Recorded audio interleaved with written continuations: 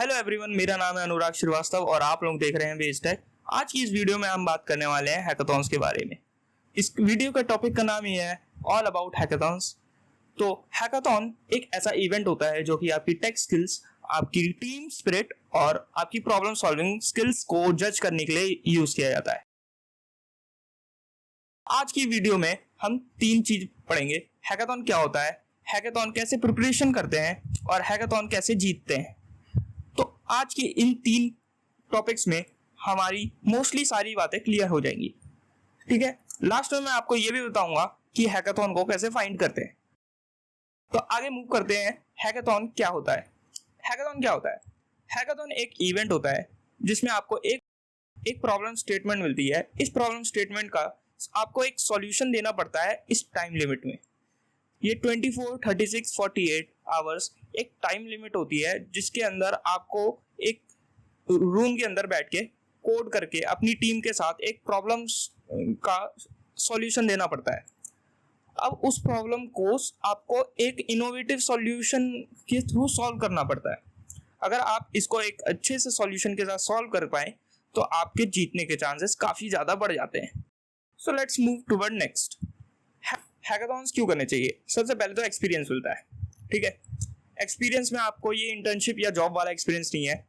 इस एक्सपीरियंस से आपकी प्रॉब्लम सॉल्विंग स्किल्स इंक्रीज होती है।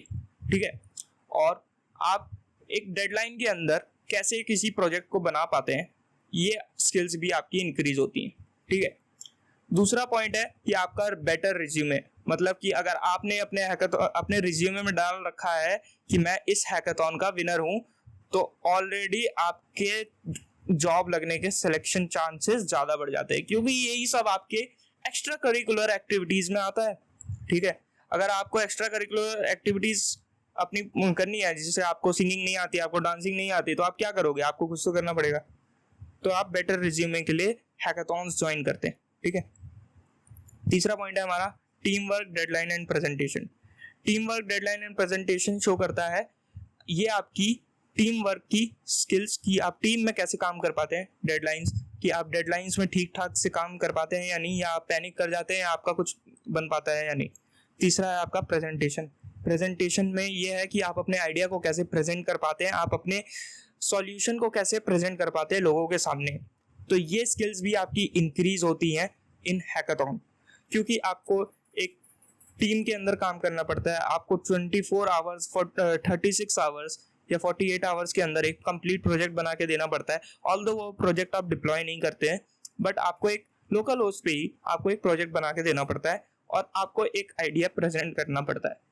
तो ये सब स्किल्स आपकी एक हैकाथॉन से इंक्रीज होती हैं। चौथा पॉइंट ये है कि आप हैकाथॉन के अंदर रियल वर्ल्ड प्रोजेक्ट्स बनाते हैं। मतलब कि कई सारे हैकाथॉन्स में ऐसा होता है कि आप लोगों को रियल वर्ल्ड प्रॉब्लम्स मिलती हैं जिनका आप सॉल्यूशन देते हो, तो उस सॉल्यूशन से आप डायरेक्टली रियल वर्ल्ड प्रोजेक्ट्स बना रहे हो। राइट, तो इसमें आप लोगों का काफ़ी ज़्यादा फायदा है, क्योंकि ये प्रोजेक्ट्स आपके रिज्यूमे से कनेक्टेड है। ठीक है, अगर आप इन्हें ये प्रोजेक्ट्स अपने रिज्यूमे में डालें तो ये प्रोजेक्ट्स आपके रिज्यूमे को ऑलरेडी इंक्रीज करेंगे। आपको कॉलेज के टाइम पे प्रोजेक्ट्स बनाने ही होते हैं, तो क्यों ना आप वो हैकाथॉन के टाइम पे बनाएं और उसको अपने रिज्यूमे में ऐड करें। बाद में आप उन प्रोजेक्ट्स को और ज़्यादा इंक्रीज कर सकते हैं फॉर बेटर अंडरस्टैंडिंग। पांचवा पॉइंट है हमारा free swags, free food and networking. Free swags का मतलब है कि कई सारे हैकाथॉन्स में आपको फ्री की टी शर्ट्स मिलती हैं। Free T shirts, free goodies मतलब बैग्स एंड एक्सेट्रा एक्सेट्रा, काफ़ी सारा सामान आपको फ्री में मिल जाता है। मोस्टली हर हैकाथॉन में आप लोगों को फूड प्रोवाइडेड होता है। ठीक है, एंड काफ़ी अच्छा खाना होता है। कईयों में तो डीजे नाइट्स एंड ETC बहुत सारी चीज़ें प्रोवाइड होती हैं। और सबसे बड़ा मेन जो रहता है हमारा यहाँ पे नेटवर्किंग का खेल रहता है। अब नेटवर्किंग हम लोगों से मिलने के लिए करते हैं। जितनी ज़्यादा हमारे नेटवर्क्स रहेंगे उतने ज़्यादा हमारे आगे फ्यूचर में जॉब चेंजेस के या फिर रेफरल के चांसेस बढ़ जाते हैं।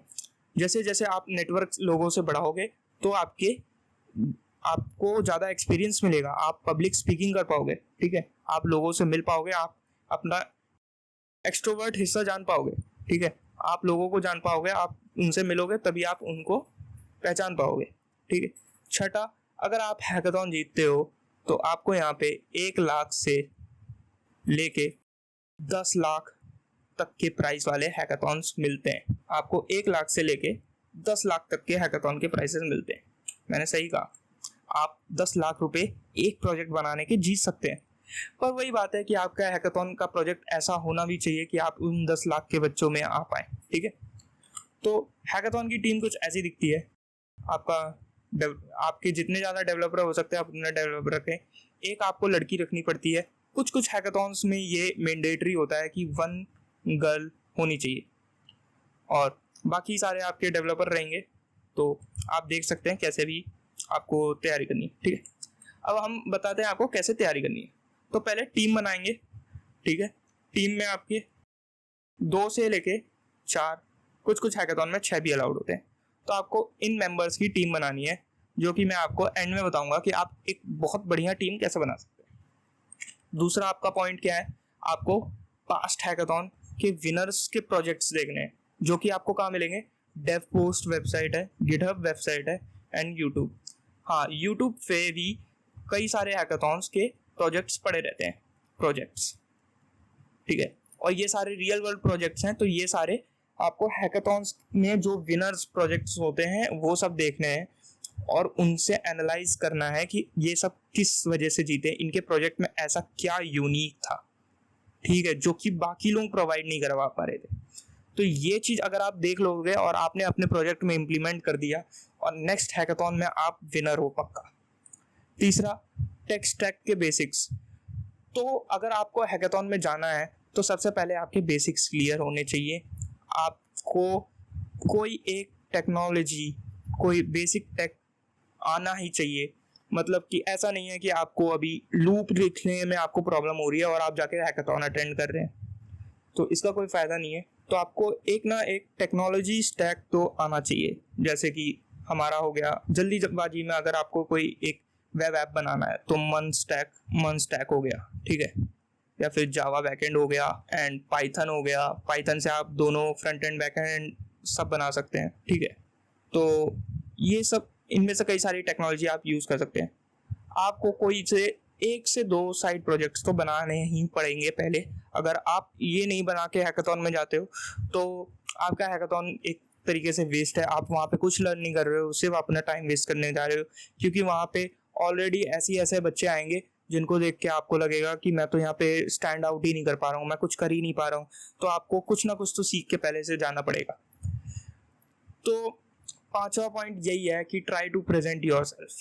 अगर आपके पास कोई अच्छा आइडिया नहीं है या फिर आपके पास कोई अभी इतना अच्छा टेक स्टैक नहीं है, तो आप क्या कर सकते हैं, आप अपने आप को प्रेजेंट करिए। आप लोगों के सामने अपने आप को प्रेजेंट करने की प्रैक्टिस करिए। प्रेजेंटेशन से ही आपका मेनली प्रोजेक्ट जो होता है वो सेलेक्ट होता है आगे राउंड्स के लिए। अगर आपने अच्छे से प्रेजेंट नहीं किया, आपने अपने आइडिया को एक्सप्लेन नहीं कर पाए, तो फिर कोई फ़ायदा नहीं है इन सब चीज़ों का, ठीक है। इन सब चीज़ों का कोई फ़ायदा नहीं है। ये सब चीज़ें फिर वेस्ट हो जाएंगी अगर आप ये सब चीज़ें नहीं कर पाए, ठीक है। तो सबसे पहले ट्राई टू प्रेजेंट योरसेल्फ, कि आपको एक अच्छे से आइडिया प्रेजेंट करने आना चाहिए, राइट। अगर आप एक आइडिया प्रेजेंट कर पा रहे हैं तब तो आपके लिए वेल एंड गुड है। आप एक प्रोजेक्ट भी बना सकते हैं। प्रोजेक्ट बनाना मुश्किल नहीं है, प्रोजेक्ट को एक्सप्लेन करना मुश्किल है, ठीक है। जब आप ये सब टूल्स यूज़ करना जानते हैं, जब आपको कोई टेक्नोलॉजी स्टैक अच्छे से आता है जिसमें आप काफ़ी ज़्यादा प्रोफिशिएंट है, आपने 2-3 प्रोजेक्ट बना लिए हैं एंड आप कुछ हैकाथॉन्स अटेंड कर चुके हैं, बट आपको क्या करना है, आगे जाके आपको जल्दी प्रोजेक्ट्स बनाने होते हैं। जल्दी 24 घंटे के अंदर आपको फ्रंट एंड बैक एंड सब कुछ चाहिए होता है, ठीक है। तो उसके लिए हम AI यूज़ नहीं करेंगे, ठीक है। AI यूज़ इसलिए नहीं करेंगे क्योंकि अगर आप लर्निंग फेज में हैं तो आपका जो कंट्रोल होता है ना कोड से, वो ख़त्म हो जाता है। आप उस कोड में कुछ समझा नहीं पाओगे किसी को। अगर किसी ने पूछ लिया कि ये फंक्शन क्या काम कर रहा है, तो आप उसको नहीं बता पाओगे कि ये फंक्शन क्या काम कर रहा है, अनटिल अनलेस आपको ये सब बेसिक्स पहले से पता है, ठीक है। तो AI का यूज़ बहुत कम करना है, एकदम AI के थ्रू ही नहीं बनाना है, ठीक है। जब आपको एकदम अच्छे से कोडिंग आ जाए कि अब आप कोई भी प्रोजेक्ट बना सकते हैं, ठीक है। जैसे मन स्टैक में हो गया, जावा बैकएंड, फ्रंट एंड या Java full stack, any project जो आपका मन करे, ब्लॉकचेन हो गया, एनीथिंग, मतलब जो आपका मन करे, ठीक है, उसको एजेंटिक एआई के थ्रू आप बनवा सकते हैं जल्दी में।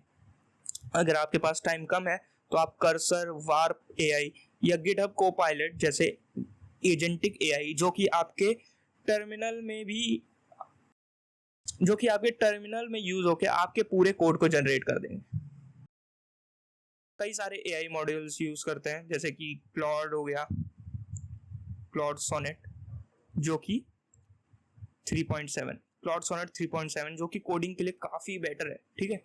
तो ये सारे जो एजेंटिक एआईज हैं, ये सारे आपके एंड टू एंड प्रोजेक्ट बनाने के लिए काम किए जाते हैं, ठीक है। बट इन सब का यूज़ तभी किया जाता है जब आपको अच्छे से डेवलपमेंट के बारे में पता हो।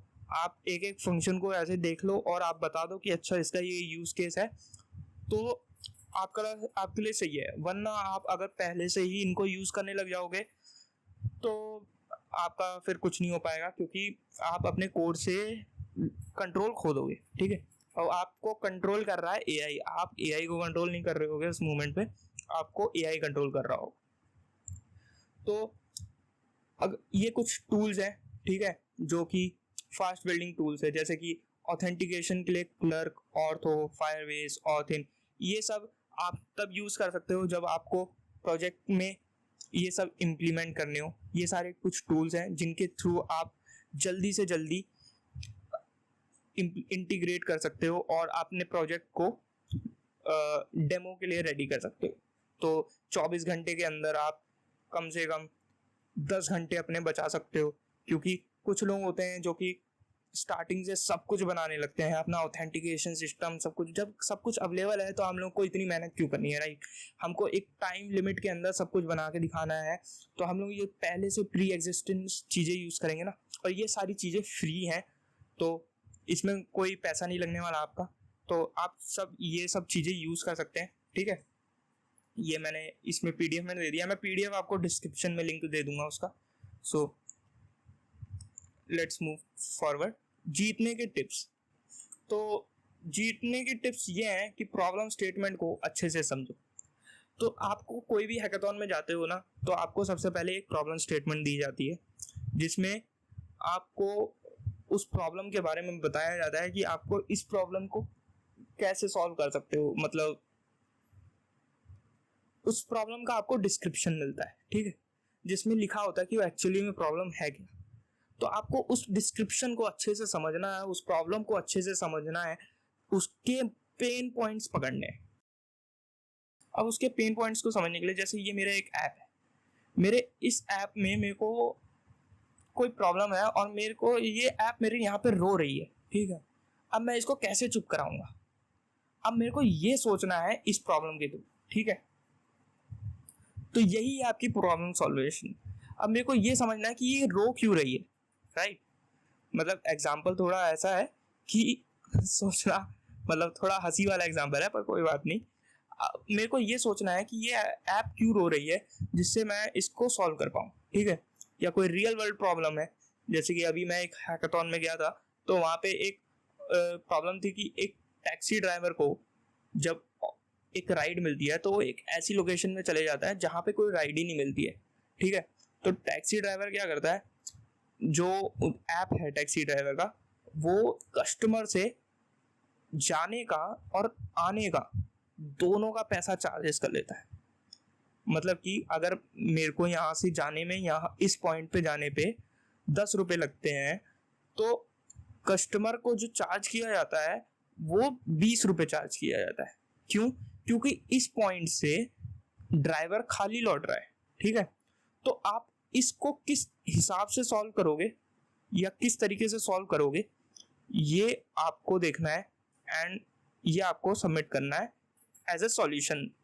तो ये आपका इस तरीके की आपकी प्रॉब्लम स्टेटमेंट्स रहती हैं और ये आपको सॉल्व करनी होती है। आप लोगों ने लोगों से सुना होगा कि क्या नाम है, गिटहब से सारे लोग उठा के कोड डालते हैं और ये, तो वो लोग जीतते भी नहीं है, ठीक है। आप लोगों को खुद से बनाना ही पड़ेगा। अगर आप खुद का इनोवेटिव सॉल्यूशन नहीं देंगे तो आप जीतेंगे नहीं। आप हो सकता है कि उसमें आप सेलेक्टेड टीम्स में आ जाए, टॉप 10 सेलेक्टेड टीम्स में आ जाए गिटहब के थ्रू, बट आपको इनोवेशन कुछ तो देनी पड़ेगी, क्योंकि जो जजेस होते हैं वो सब ऑलरेडी, उन सबको इतनी नॉलेज होती है कि उन पे उनको पता होता है कि ये बच्चे ने मेहनत करी है या नहीं करी है। ठीक। दूसरा पॉइंट क्या है, बेसिक फंक्शनैलिटी पे फोकस।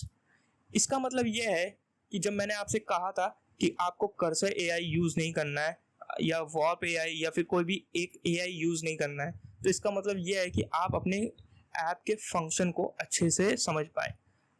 मतलब कि आपको पहले फंक्शंस अपने ऐप के डिफाइन करना है कि अगर इस बटन को मैं दबाऊंगा तो ये मेरे बैकएंड में यहाँ पे जाके यहाँ पे एक डेटा स्टोर करेगा। ठीक है, जैसे ये मेरा फ्रंट एंड है, तो ये मेरा फ्रंट एंड, इस बटन को अगर मैं दबाता हूँ तो ये मेरे बैकएंड से कनेक्टेड है और यहाँ पे इस तरीके से स्टोर करेगा, फिर ये मेरा एआई मॉडल इसको उठाएगा और what ever the thing your आपका कोड फ्लो या फिर आपका ऐप फ्लो क्या है आपको अच्छे से पता होना चाहिए और आपको पहले ये इम्प्लीमेंट करके दिखाना पड़ेगा। अगर आप यही इम्प्लीमेंट नहीं कर पा रहे हो पर आप सब कुछ एक साथ करने की तरह ट्राई कर रहे हो तो वो एक हलवा बन जाता है जिसको कोई पसंद नहीं करता है, तो इस वजह से आप बाहर हो जाते हो।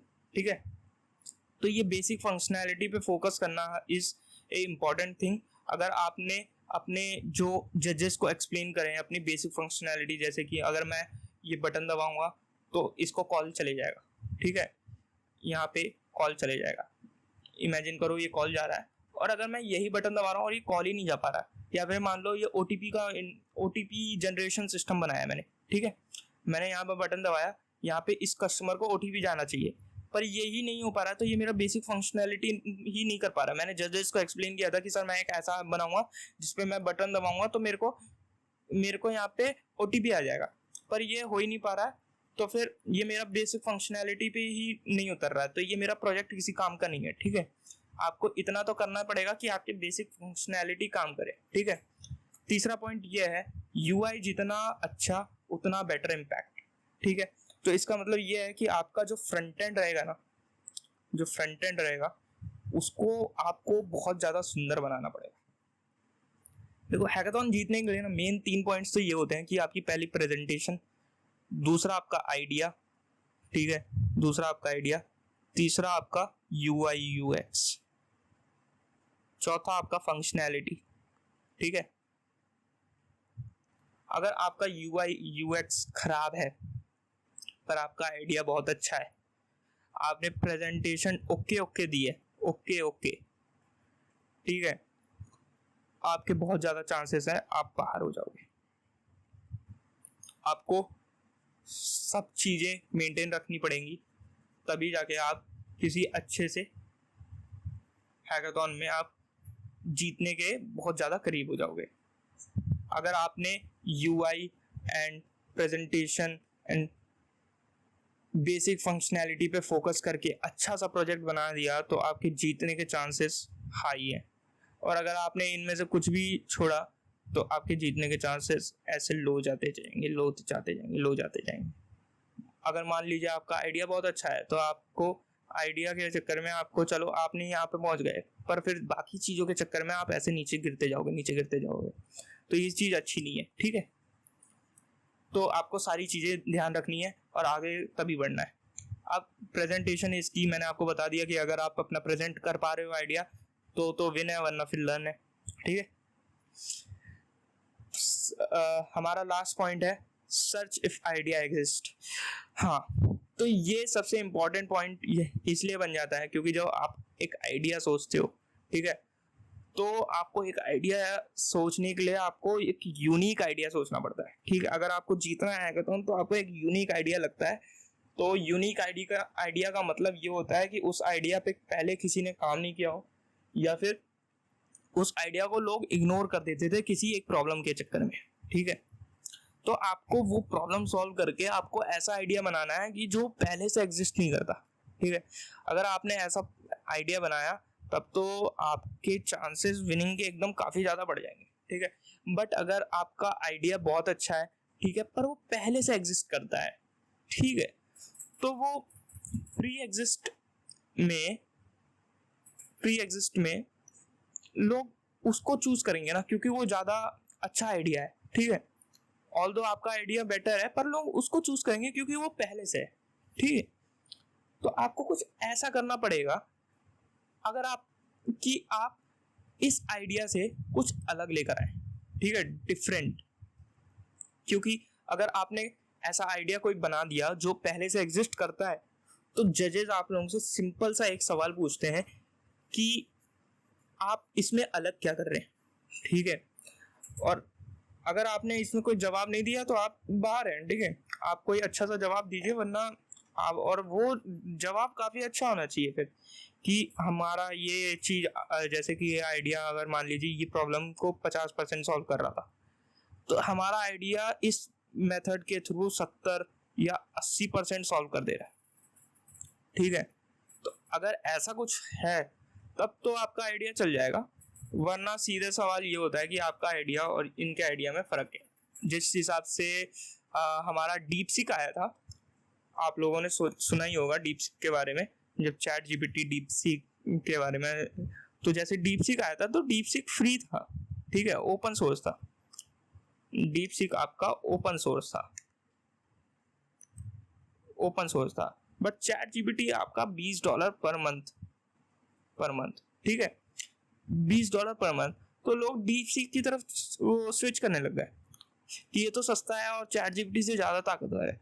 पर बाद में लोगों को पता चला कि क्या नाम है, नहीं, डीप सीक तो चैट जीपीटी की कॉपी है। तो ये चीज़ वापस से हम लोग ओपन सोर्स को छोड़ के हम लोग वापस $20 पर मंथ पे लोग आ गए, क्योंकि चैट जीपीटी ज़्यादा पावरफुल है, चैट जीपीटी ज़्यादा चीज़ें प्रोवाइड कर रहा है, इसलिए लोग चैट जीपीटी को ज़्यादा प्रेफर कर रहे हैं, ठीक है।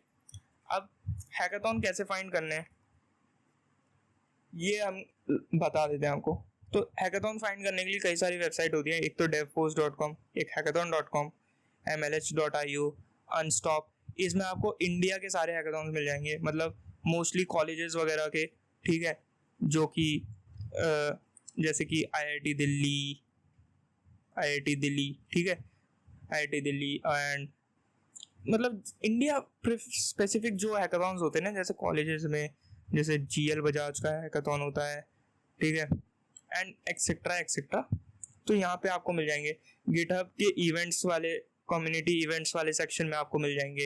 रेडिट्स पे आप ढूंढ सकते हो, ठीक है। लिंक्डइन पे हैकाथॉन सर्च करोगे, हर वीक कुछ ना कुछ नया मिलता रहता है, ठीक है। SIH ये गवर्नमेंट बेस्ड एक हैकाथॉन होता है, स्मार्ट इंडिया हैकाथॉन। इसमें क्या होता है, इसका अलग ही प्रोसीजर होता है। पहले आपको प्रॉब्लम स्टेटमेंट मिलती है, फिर आप उसका सॉल्यूशन बनाते हो, फिर उसको आप अपने कॉलेज में प्रेजेंट करते हो, कॉलेज, ठीक है। फिर कॉलेज आपके आइडिया को सेलेक्ट करता है, फिर वो आगे भेजता है SIH के पोर्टल पे, SIH पोर्टल। फिर वहाँ पे सिलेक्शन होता है, फिर आपकी टीम्स को बुलाया जाता है, फिर वहाँ पे आपका आइडिया आप बिल्ड करते हो, फिर वहाँ जजेस के सामने प्रेजेंट करते हो, और फिर विनिंग प्राइजेस मिलते हैं आपको, ठीक है। फिर विनर बनते हो आप। तो SIH एक बहुत ही बड़ा हैकाथॉन है। अगर आप SIH जीत जाते हो और आप अपने रिज्यूमे में मेंशन करते हो कि मैं SIH जीता हूँ, तो जल्दी लगने के चांसेस बढ़ जाते हैं, क्योंकि अचीवमेंट्स और ये एक्स्ट्रा करिकुलर एक्टिविटीज़ कंपनीज देखती हैं कि आपने कैसे कैसे किया। क्योंकि SIH एक ऐसा हैकाथॉन है जिसके लिए लाखों लोग अप्लाई करते हैं, पर कुछ ही लोग सेलेक्ट हो पाते हैं। तो SIH एक बहुत बड़ा हैकाथॉन है। सो आगे मूव करते हैं हम टीम मेंबर्स। तो हमारे टीम मेंबर्स कैसे होने चाहिए? तो टीम मेंबर्स कुछ हैकाथॉन्स में 2 से सिर्फ 4 मेंबर्स अलाउ होते हैं, ठीक है, 4 मेंबर्स अलाउ है ना। अब इसमें अगर आप सिर्फ 2 मेंबर जा रहे हैं तो सिंपल है भाई, एक फ्रंट एंड, एक फ्रंट एंड, दूसरा बैक एंड डेव मस्ट, ठीक है, ये होना ही चाहिए। और अगर सबसे बढ़िया हो जाएगा अगर आप दोनों के दोनों फुल स्टैक डेव्स हैं विद AIML, ठीक है। अगर टीम ऑफ 2, ये टीम ऑफ 2 के लिए बोला मैंने, ठीक है। फुल स्टैक डेव, ठीक है, ये सब होने चाहिए। मतलब जितनी ज़्यादा आपकी टीम में डेवलपर होने चाहिए, ठीक है, उतने ज़्यादा बढ़िया है। टीम ऑफ 4, ठीक है, 2 बैकएंड डेव्स, 2 बैकएंड डेव्स होने चाहिए, एक front end dev with UI UX, ठीक है, एक फ्रंट एंड डेव होना चाहिए विद UI UX डिजाइन, उसको आना चाहिए, ठीक है, और एक होना चाहिए आपका presentation pitch with AI and ML। ये चूज कर सकते हो आप प्रेजेंटेशन कौन देगा। प्रेजेंटेशन उसी बंदे से दिलवाना जो काफ़ी ज़्यादा एक्सट्रोवर्ट है, जिसको डर नहीं लगता हो किसी के सामने बोलने की, ठीक है। तो जो अच्छे से प्रेजेंटेशन दे पाता है वो आपके प्रोजेक्ट को काफ़ी अच्छी पोजीशन पे ले जा सकता है जजेस के सामने। अगर टीम ऑफ 6 है, ठीक है, टीम ऑफ 6, तो भाई सबसे पहले तो अपने लिए कोई एक लड़की ढूंढो, ठीक है, एक गर्ल मैंडेटरी जरूरी है। हाँ, क्यों? कुछ हैकाथॉन्स के अंदर एक गर्ल मैंडेटरी होती है, मतलब कि SIH के अंदर ही अगर देखा जाए तो आपकी टीम के अंदर एक लड़की होना चाहिए, ठीक है। दूसरा पॉइंट यह है, एक गर्ल होने से आपकी टीम में अच्छा इम्पैक्ट पड़ता है, टीम में अच्छा इम्पैक्ट। एक गर्ल होनी चाहिए। अब उससे आप प्रेजेंटेशन भी दिलवा सकते हो, प्रेजेंटेशन। दूसरा, आप इसको एज ए डेव भी रख सकते हो, मतलब जो आपकी मर्जी चाहे वो आप इससे करवा सकते हो, ठीक है। बाकी आपके 2 होने चाहिए full stack dev, full stack devs, ठीक है, और 2 होने चाहिए आपके AI ML डेव्स। उनमें से इसी में से एक होना चाहिए आपका UI UX designer. This is your best case, ठीक है, बेस्ट केस कि आपके पास 6 बंदों की टीम है, 6 पर्सन की टीम, 6 पर्सन की team is your best case, क्योंकि आप इजीली वर्कलोड को डिवाइड कर सकते हो। वर्कलोड डिवाइड,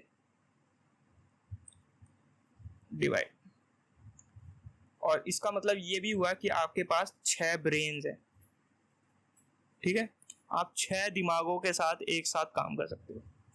अब यही आपकी टीम वर्क की स्किल्स को इंक्रीज करता है कि आप कैसे अपने 6 लोगों के साथ अपना टीम वर्क और डेडलाइन के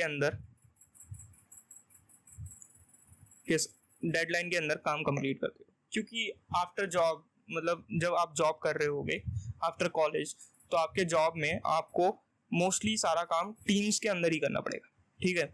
एक आइडियल हैकाथॉन टीम ऐसी दिखती है। द की पॉइंट इज कि आपको कम से कम 2 लोग रखने हैं जो आपकी प्रेजेंटेशन को हैंडल कर सके। सो आज के लिए इतना ही, मिलते हैं फिर से नेक्स्ट वीडियो में। और आप लोग मुझे कमेंट में बताइए क्या आप लोगों को SIH के ऊपर एक डिटेल्ड वीडियो चाहिए, तो मैं आप लोगों को एक SIH के ऊपर भी एक डिटेल्ड वीडियो बना के दे सकता हूँ। Thank you for watching, like share and subscribe to Base Tech. Peace out.